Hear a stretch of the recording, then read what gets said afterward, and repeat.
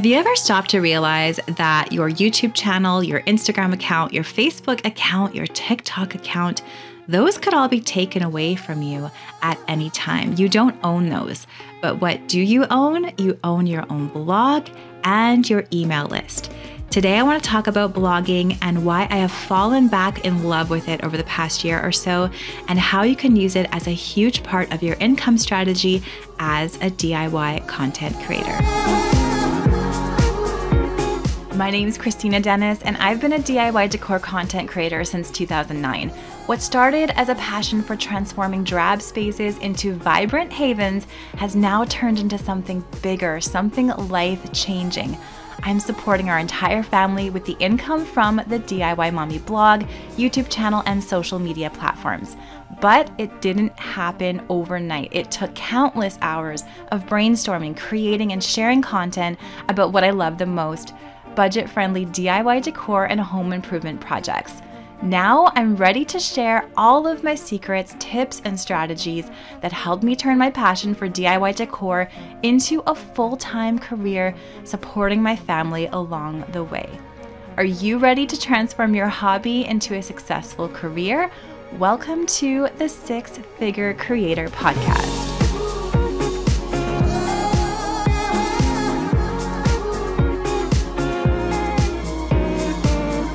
Hello, and welcome back to my podcast. Thank you so much for hanging out with me today. I want to focus on blogging in today's episode. I feel like we have not talked about that in quite a while. We talked about equipment last week. We've talked a lot about YouTube. We've talked about Instagram, but blogging is really one of my main sources of income. And I really truly believe that it is my hub for everything because I own my blog. I own my domain name. I own all of the content on my blog. I am solely responsible for whether that is live and up, and nobody can take that away from me. Unlike Instagram, maybe that could go down one day and not work for me. Maybe my content, my account could be suspended for whatever reason. Maybe I could have it taken over, with a spammer or a scammer or whatever. Same with Facebook, same with even YouTube, right? So I feel like as content creators, we really have to make sure that we have this home base that we own, whether that is a blog that we own on our own domain name or an email list that we have complete control over, or ideally both of those things, which is what I have. I started my blog, thediymommie.com, back in 2009. So this June is my 15-year anniversary, which is honestly really weird to think about. I can't believe A, I'm that old, and B, that I've been doing this for so long. Some podcasts ago, I talked about my biggest money earner, and that was YouTube. I made the most money that year on YouTube, but I'm just finally wrapping up my taxes for this year. That's a whole other story we could talk about, is taxes as a content creator. My goodness. But anyhow, I'm almost finished those. Thank you, Lord Almighty. And interestingly enough, what beat out my YouTube revenue last year? It was actually my blog ad revenue, which is awesome. Like, I'm really excited about that. So once I saw that that was happening last year, it really lit a fire in me to continue to work on my blog. And we have been working on it over the past couple years, deleting a lot of content that is stale and hasn't been visited very much. It's not helpful. And republishing and making better a lot of content that's kind of in the middle. And then also posting a lot of new blog posts based off of high search, low competition keywords. Side note, the tool that I love using for that is called RankIQ. I will leave a link for that tool down in the show notes. You can go to thesixfigure.com/podcast for all of the show notes for this episode. RankIQ is awesome because you can look within a niche. So probably for a lot of us, for me, my niche is DIY, and you can see a whole list of keywords in that niche that you can write about. So for example, keyword might be small bathroom makeover. And it shows you kind of how many visits you might get per year based off of that keyword. It also shows you how quickly you might be able to rank within a few weeks, months, a year, etc. So we've been using that tool a lot. You do have to pay monthly for that tool, but I've been using it for over a year, and we have seen some major growth on my blog. So anyway, a good tool if you want to write content for your blog. But let's talk about, firstly, it's interesting because I find when I tell people that I make a good amount of money on my blog, they're like, okay, cool, how? And it's essentially the same as YouTube in that I produce free content on the blog, and we try so hard to make it really helpful. So it's me, and it's also, I have an assistant who has a team, and we all work together to write these blog posts. It's all my own photography and all my own ideas, and we write posts based on popular keywords and what people are wanting to learn from me. Anyhow, so it's all free content, and then I have ads on the blog. So you'll see when you go on my blog, you'll see some display ads within my content. You'll see some ads on the sidebar, plus you'll see some video ads pop up. You can X out of those, you can watch them. So every time those ads are seen, I get a little bit of money. And that adds up to, if I get a really good readership that month, that could be thousands of dollars for me every month, which is fantastic. And I do find, kind of like everything in the content creator world, there's certain months where this figure is very low because the blog isn't visited as much. And then there's some months where the figure is high. And that's usually for me between October and December when people are DIYing Christmas gifts and doing more crafty things. So it's a really great source of revenue because I'm able to write free content to help people, but then when the people visit, they see the ads, then the ad network pays me. So there's a few ways that you can get ads on your blog. The first way is you can install Google AdSense. So that is Google's ad network, essentially. And they do want to see a high quality blog before you put the ads on. So last time I tried to apply for Google AdSense for my newer blog, which is a year old, called Yummy Whole Food Recipes, my food blog, I wasn't even accepted yet because I think I had less than 50 blog posts, plus they wanted to see all my categories fleshed out. I have categories like, salads, dressings, lunch, dinner, supper, and some had less than 5 posts in the categories. So they do want to see a nice fleshed out blog with, I would say, like, I don't know if there's a specific number they're looking for, but to me it seems to be like at least 50 blog posts I would aim for. And say you have 10 categories and have 5 minimum blog posts in each category. Also make sure that the content is actually helpful. If you do use a software like an AI software like ChatGPT, make sure that you get ChatGPT to maybe write the outline for your blog post, but personalize it, edit the living daylights out of it, make it personal. If it's recipes, test the recipes, please. Don't just slap up some AI recipe and not test it. Google is really cracking down on unhelpful content. So you want to make sure your content is rich, helpful, written by a human, or at least really highly edited by a human. Your own original photography over AI generated photography or stock photography is going to be helpful too to getting monetized with AdSense. So once you have a good blog established, you can apply for AdSense. I will leave a link to the application in today's show notes. So that's the first way. The second way is once you hit a certain number of page views or visits to your blog, you can apply for an ad network like Raptive, which is the one that I'm on. It used to be called AdThrive, or you can apply for Mediavine. There's a few other ones, but those are kind of the two heavy hitters, the main players in the space. That's Raptive or Mediavine. Most of the bloggers that I know that have been established for 5 years plus are with either of those ad networks. So I think both of them, you have to have 100,000 page views per month consistently to get into those networks. I believe Mediavine may have knocked theirs down to 50,000. Don't quote me on this. I'll just make sure to leave both of these links in that show notes down in the description here below. Click on that, check it out. But Mediavine did roll out a new program called Mediavine grow, I think, which is I actually did apply for that with my Yummy Whole Food Recipes blog.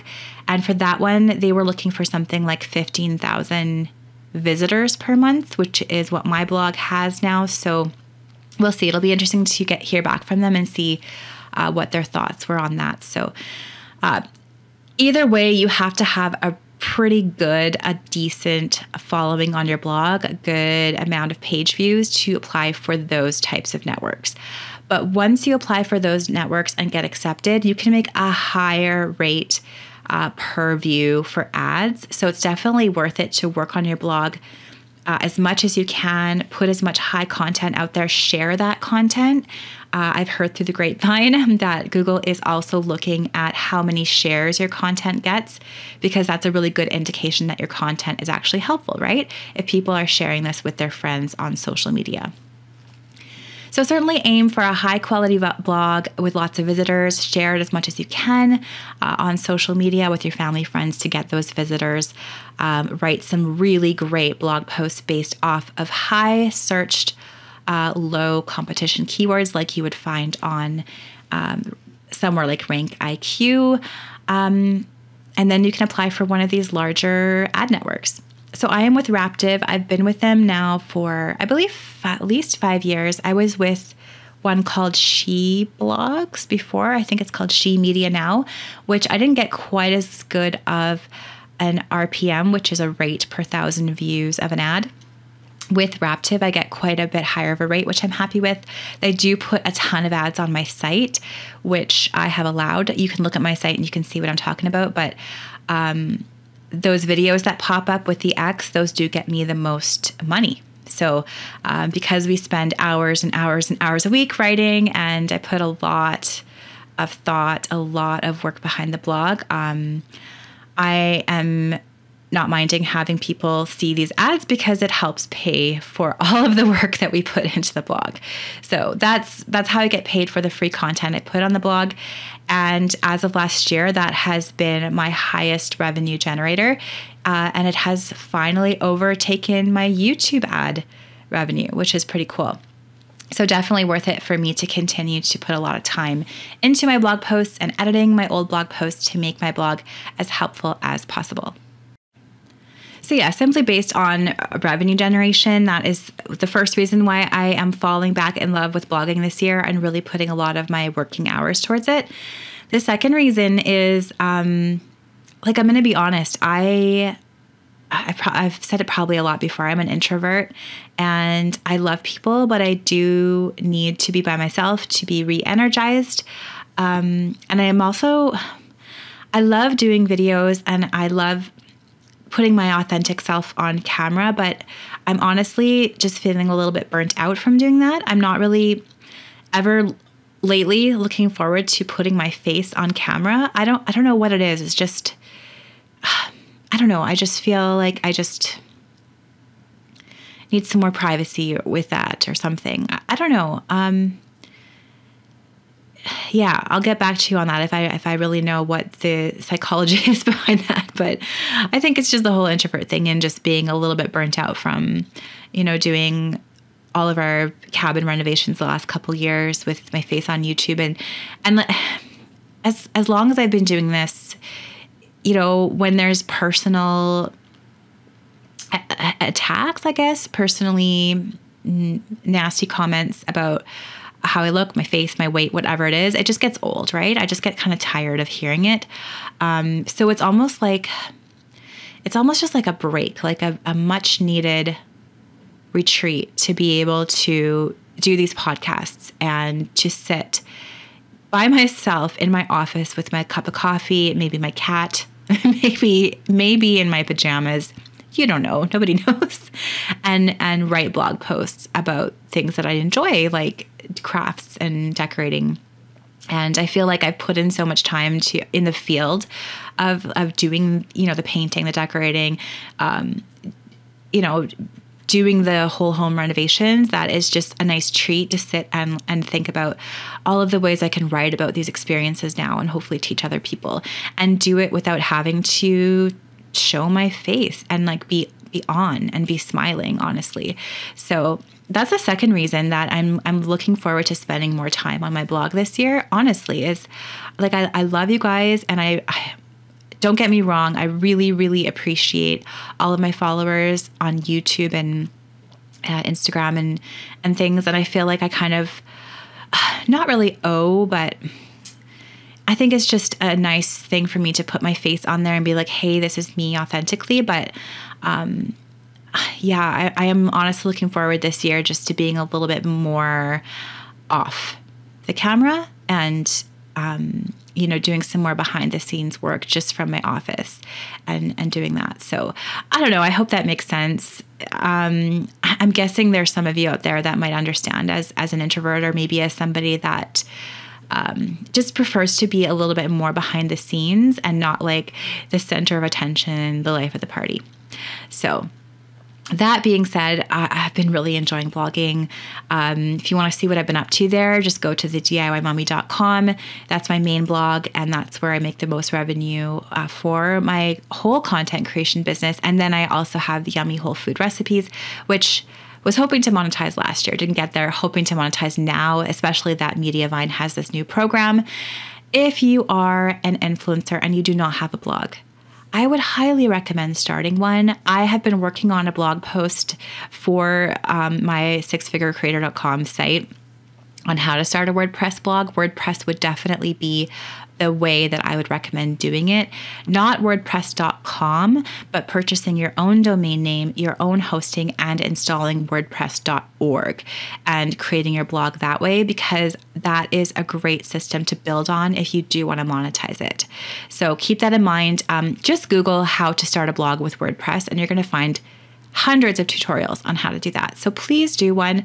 Please at least buy a domain name so that you have something. Please at least consider starting a newsletter, because as much as you might want to focus on Instagram or TikTok or YouTube, which I highly recommend putting all those eggs in all those different baskets, you do want to make sure you have a home base that is your own, that no other corporation can take away from you for any reason. So I hope you found that interesting and or helpful. Let me know in the comments of the show notes at thesixfigurecreator.com/podcast what you think about blogging. If you have any questions about blogging, I would love to answer them. Thank you so much for listening to today's podcast, and I will talk to you again in a couple of weeks.